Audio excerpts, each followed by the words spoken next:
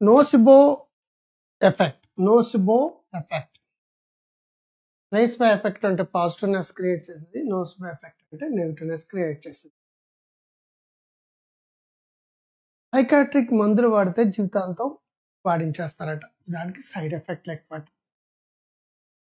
Meditation నేర్చుకుంటే తగ్గిపోతుంది.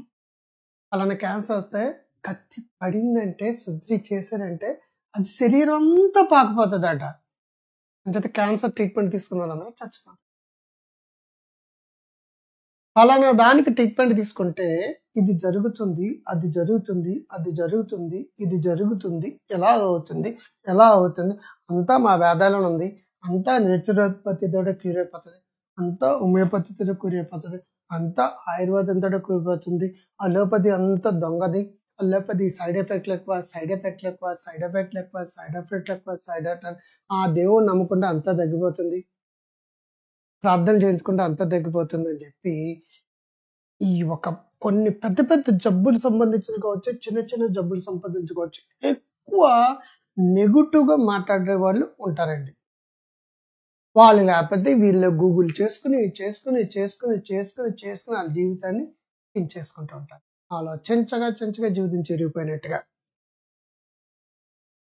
ఒక ట్రీట్మెంట్ గురించి వెళ్ళకముందే ఆ ట్రీట్మెంట్ కి ఇలా సైడ్ ఎఫెక్ట్ల తర్వాత అలా సైడ్ ఎఫెక్ట్ల తర్వాత అలా జరిగిపోతుందంట, ఇలా జరిగిపోతుంది అని చెప్పినప్పుడు ట్రీట్మెంట్ ఒకటి పని చేయదు. రెండోది డాక్టర్ నమ్మడం కంటే గూగుల్ ఎక్కువ నమ్ముతున్నాం.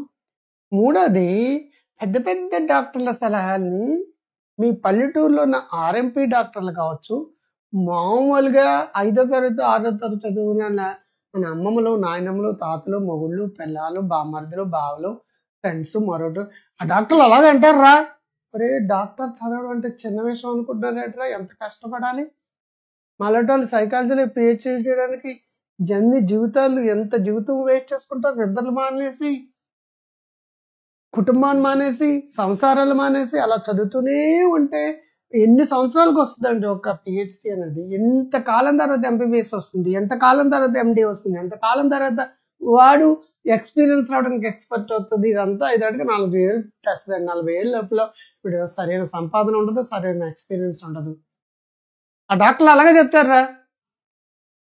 అల్లోపతి అంతా కూడా విషం. నమ్మద్దు. ఒకప్పుడు యోగం రామ్దేవ్ బాబా ఏమనివాడండి? యోగా చేసుకుంటే రోగం తగ్గుతుంది, యోగా చేసుకుంటే రోగం తగ్గుతుంది అనేవాడా? ఇప్పుడు ప్రతి జబ్బుకి ఒక మందులు ఉత్పత్తి చేశాడండి అతను. ఆయుర్వేదం తిట్టడం, అల్లోపతిని తగ్గడం, ఆయుర్వేదాన్ని ఫేమస్ చేసుకోవడం, అల్లోపతిని తగ్గడం, ఆయుర్వేదాన్ని ఫేమస్. ఎందుకంటే సైడ్ ఎఫెక్ట్లు వచ్చేస్తాయి. అరే ఆయుర్వేదం గొప్పదనం ఆయుర్వేదానికి ఉంటుంది, హోమియోపతి గొప్పదనం హోమియోపతికి ఉంటుంది, సర్జరీ గొప్పదనం సర్జరీకి ఉంటుంది, కార్డియాలజిస్ట్ దనం గొప్పదనం కార్డియాలజిస్ట్ ఉంటుంది, కరెంట్ షాక్లు ఇచ్చే పరిస్థితుల్లో కరెంట్ షాక్లు ఇవ్వాలి, క్యాన్సర్ ట్రీట్మెంట్ ఇచ్చేది ఎప్పుడు మందులు పెట్టాలి, ఎప్పుడు సర్జరీ చేయాలి, క్యాన్సర్ స్పెషల్ అంకాలజిస్ట్ గా తెలుసండి.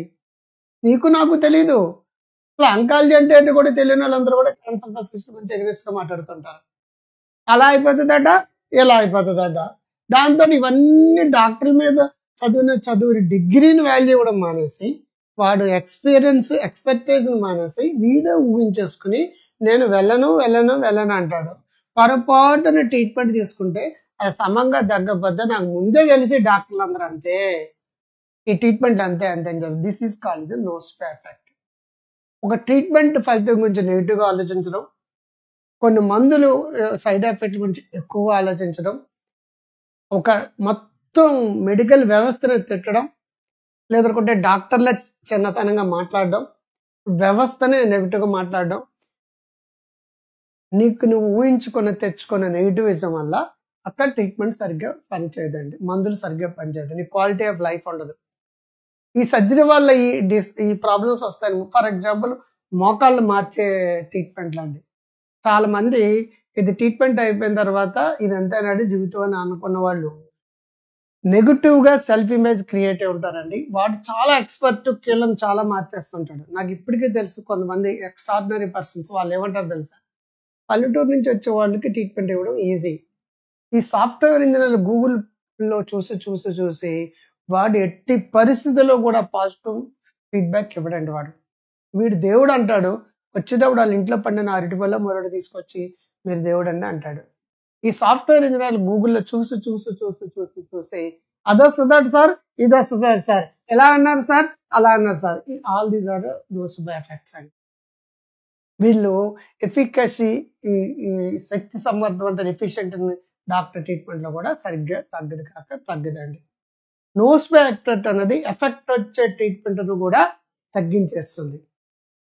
అందుచేత ఏంటంటే ఈ నోసిబో ఎఫెక్ట్ కి గురయ్యి సర్జరీస్కి వెళ్ళడం బదులు సర్జరీ యొక్క హిస్టరీని తెలుసుకోండి, సర్జరీ యొక్క మంచిదనం తెలుసుకోండి, గతంలో ట్రీట్మెంట్లు ఎంతమందికి ఇచ్చారు, ఎంతమంది బాగా చేశారో చూసుకోండి, ఎంతమంది కార్డియాలజిస్ట్ దగ్గరికి వెళ్తే ట్రీట్మెంట్ తర్వాత ఎంత చక్కగా వాకింగ్ చేస్తున్నాడు, ఎంత చక్కగా బ్యాడ్మింటన్ అన్నాడు, ఎంత చక్కగా కాఫింగ్ చేస్తున్నాడు అది తెలుసుకోండి. ఆ ట్రీట్మెంట్ లో 99% సక్సెస్ అయ్యి 1% ఫెయిల్ అయినా సరే నాకు ముందే తెలుసు ఇలాగ జరుగుతుంది అంటారు. 1% ఫెయిల్యూర్ అనేది కామన్ అండి, ఎక్కడైనా జరగచ్చు అది. సో నోసిబో ఎఫెక్ట్ అనేది ముందే ఊహించేసుకుని తెచ్చుకోవడం అనమాట. ఫర్ ఎగ్జాంపుల్ కోవిడ్ 2వ వ్యాక్సిన్ వేసుకున్న వాళ్ళకి 3వ వ్యాక్సిన్ రోజుల్లో హార్ట్ అటాక్లు వచ్చాయట, డయాబెటీస్ వచ్చేసాయట. దాంతో చాలా మంది కోవిడ్ కి వ్యాక్సిన్ వేయించుకున్న వాళ్ళందరూ లేనివి తెచ్చుకున్నారు, డాక్టర్ దగ్గరికి వెళ్ళి చెక్ చేసుకోవడం మొదలు పెట్టారండి. నాకు కారణం కోవిడ్ వ్యాక్సిన్ వల్ల. కోవిడ్ వ్యాక్సిన్ వేసుకున్న అందరూ హార్ట్ అటాక్లు వచ్చింది, కోవిడ్ వ్యాక్సిన్ వచ్చిన అందరూ ఇంకోటి వచ్చింది విపరీతమైన ప్రచారం అండి. కోట్ల మందిని బతికించిన వ్యాక్సిన్ అనుకోగలదా వాడికి హార్ట్ ప్రాబ్లం వస్తే, ఈ వ్యాక్సిన్ వల్ల వీడికి హార్ట్ ప్రాబ్లం వచ్చింది. కోట్లలో ఒకడికి ప్రాబ్లం వస్తే మరి కోట్లాది మందిని బతికించిన వ్యాక్సిన్ ని మనం గుర్తించవా? నిజానికి ఈ వ్యాక్సిన్ వాళ్ళకి హార్ట్ అటాక్ వచ్చింది కదా వీడికి తెలియదు, కానీ ప్రచారం మాత్రం వ్యాక్సిన్ కి హార్ట్ అటాక్ లింక్ ఉంటుందండి. ఆ లింక్ ని ప్రచారం చేస్తాడు. అసలు ఇంతమంది నువ్వు నేను 3 వ్యాక్సిన్స్ చేయించుకున్నాను, నేను బతికానంటే వ్యాక్సిన్ వల్లే కారణం. చాలా మంది ప్రపంచంలో చాలా మందికి మనమే సప్లై చేసామండి, ఆ వ్యాక్సిన్ వల్లే బతికారండి. ఎవడో హార్ట్ అటాక్ వచ్చిందంటే హార్ట్ అటాక్ రావడం కారణం వ్యాక్సిన్ అయ్యి ఉండదండి, ఈ వ్యాక్సిన్ వల్ల అని వీడు అనేసుకుంటాడు, వాడే ప్రచారం అలా చేస్తాడు. యూట్యూబ్ లో అలాగే వస్తాయండి. యూట్యూబ్ లో వాళ్ళందరూ డాక్టర్లు కాదు, సైకాలజిస్టులు కాదు, మరొకటి కాదు, they are not qualified persons. పని పాట లేకుండా ఇంట్లో కూర్చున్న వాళ్ళు కూడా యూట్యూబ్ లో పెడుతున్నారు, వాళ్ళ మాటలు నమ్ముతున్నారు. ఎక్స్పర్ట్ల మాట నమ్మండి, రీసెర్చ్ లో ఏం జరిగిందో అది నమ్మండి.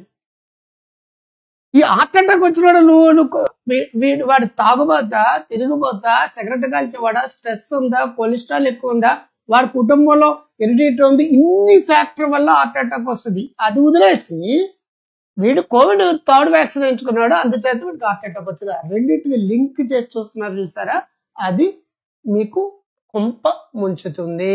మంచిని కూడా చెడుగా మార్చేది నోసిబో ఎఫెక్ట్. పాజిటివ్ థింకింగ్ పెంచుకోండి, తగ్గని కేసులు కూడా తగ్గుతాయి. తక్కువ కాలం బతుకోళ్ళు కూడా ఎక్కువ కాలం బతుకుతారు, క్యాన్సర్ పేషెంట్లు కూడా ఎక్కువ కాలం బతుకుతారు. ఇప్పుడు ఇంకో వీడియోలో మీకు ప్లాసిబో ఎఫెక్ట్ గురించి చెప్తాను. ప్లాసిబో ఎఫెక్ట్ అనేది పాజిటివ్నెస్ క్రియేట్ చేస్తుంది. ఇటువంటి నోసిబో ఎఫెక్ట్ బాతులు 199% మంది నాకు మెసేజ్లు పెడుతుంటారండి. అందరికీ ఇదే ప్రాబ్లం. మీ జబ్బులు తగ్గపడడం కారణం మీ నెగిటివ్ థింకింగ్, ఈ నోసిబో ఎఫెక్ట్. దాని నుంచి బయటపడండి. అట్లీస్ట్ న్యూట్రల్ గా రండి, పాజిటివ్ గా రాపండి, న్యూట్రల్ గా వచ్చినా చాలా మట్టుకు తగ్గిపోతుంది. ఇది నచ్చితే లైక్ చేయండి, బాగుందని కామెంట్ బాక్స్ లో పెట్టండి.